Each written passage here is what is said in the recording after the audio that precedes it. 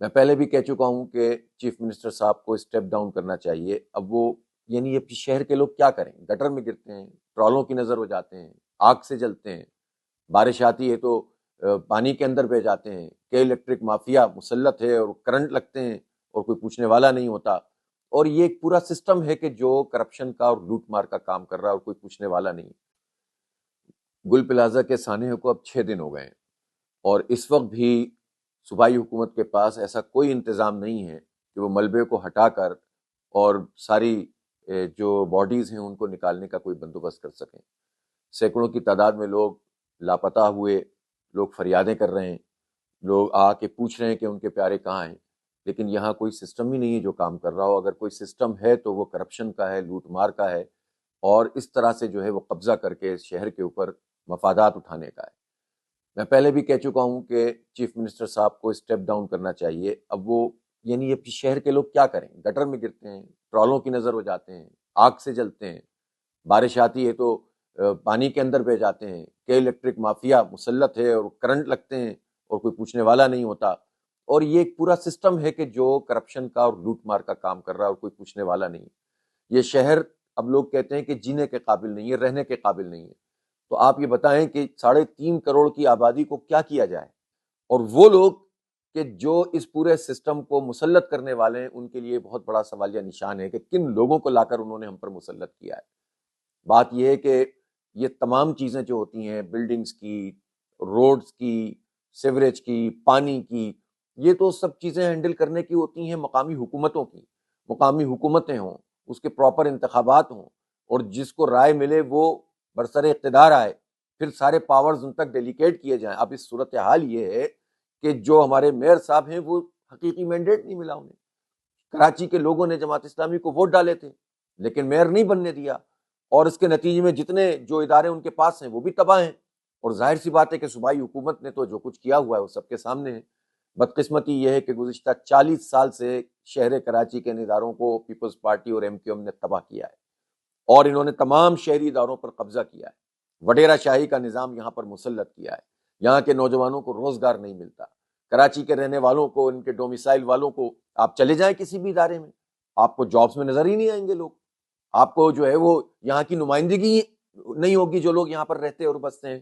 بات کرو تو یہ لسانیت پھیلانا شروع کر دیتے ہیں، تعصب پھیلانا شروع کر دیتے ہیں۔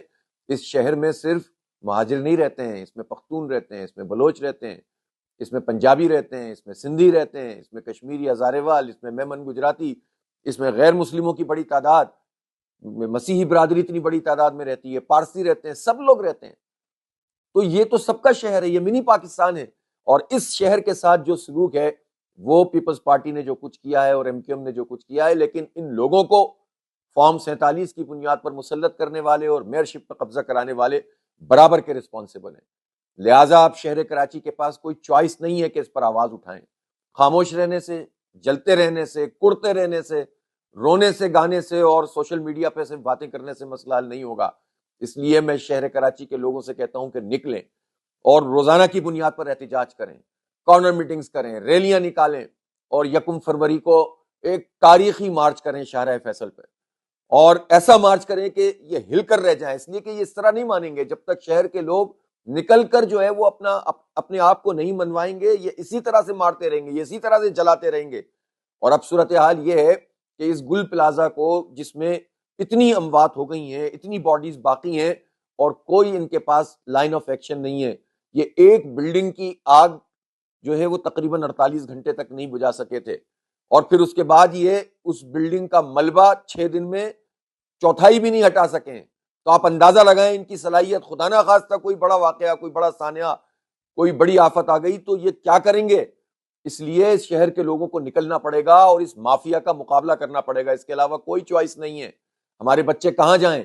سڑک یہ نہیں دیتے، چلنے پھرنے کی جگہ ہی نہیں دیتے، کھیلنے کے گراؤنڈ یہ نہیں دیتے، تعلیم میں کرپشن کرتے ہیں، صحت کا شعبہ تباہ کر دیا ہے، اور پریزنٹیشن دے رہے ہیں 2.5 گھنٹے کی، اور اپنے آپ کو جو ہے وہ ونڈر بوائے ثابت کرنے کے لیے کہ ہم بھی ہیں چوائس میں، آپ ہم پر ہاتھ رکھیں تاکہ ہم آپ کو سرو کریں۔ صرف اس چکر میں بیڑا غرق کیے جا رہے ہیں۔ تو جو ونڈر بوائے تشکیل دیتے ہیں ان سے ہمارا سوال ہے کہ کب تک تباہی ہوتی رہے گی اس ملک میں؟ یہ منی پاکستان ہے، یہ معیشت چلاتا ہے پورے پاکستان کی، اس کو کوئی اون نہیں کرتا۔ بات کی جاتی ہے کہ جناب اس کو وفاق کے حوالے کر دیں، اس کو وفاق کے حوالے کر دیں. وفاق نے کیا کیا ہے آج تک کراچی کے لیے؟ یہ شہر کراچی جو 67% ریونیو جنریٹ کرتا ہے، جو 42% انکم ٹیکس دیتا ہے، جو 54% ایکسپورٹ کرتا ہے، کون سے وفاق کو اس کی فکر ہے کہ یہ کراچی میں کچھ کریں؟ کسی کا کوئی لینا دینا نہیں ہے. لوگ 3 سال کی ملازمتوں پر آتے ہیں، ڈپیوٹ ہوتے ہیں، مختلف اداروں کے لوگ اپنے حصے کا کام کرتے ہیں اور چلے جاتے ہیں. کرپشن کا دھندا ایسے ہی چلتا رہتا ہے. ان کو صرف لینا ہے، دینا نہیں ہے کچھ شہر کو. اس لیے میں کراچی کے تمام مکاتب فکر کے لوگوں سے کہنا چاہتا ہوں، جو سوچنے سمجھنے والے لوگ ہیں، سول سوسائٹی سے تعلق رکھنے والے ہیں، تاجر ہیں، صنعت کار ہیں، اور اسی طرح علماء ہیں، طلباء ہیں، اسی طرح وکلاء ہیں، یہ سب لوگ مل کر نکلیں اور اپنے حق کے لیے آواز بلند کریں. 1 فروری کو انشاءاللہ شارع فیصل پر ایک تاریخی ہم عوامی مارچ کریں گے. جینے دو کراچی کو مارچ، جینے دو کراچی کو مارچ کے ذریعے سے ہم اپنا مقدمہ پوری دنیا کے سامنے پیش کریں گے. اور اب وہ وقت آ گیا ہے کہ جب اس مافیا کو اپنے سروں سے ہٹایا جائے. یہ جو مسلط ہو کر آ کر بیٹھ گئے، ان کو اپنے سروں سے جب تک نہیں ہٹائیں گے، یہ اسی طرح سے ہمارے بچوں کو گٹر میں ڈالتے رہیں گے.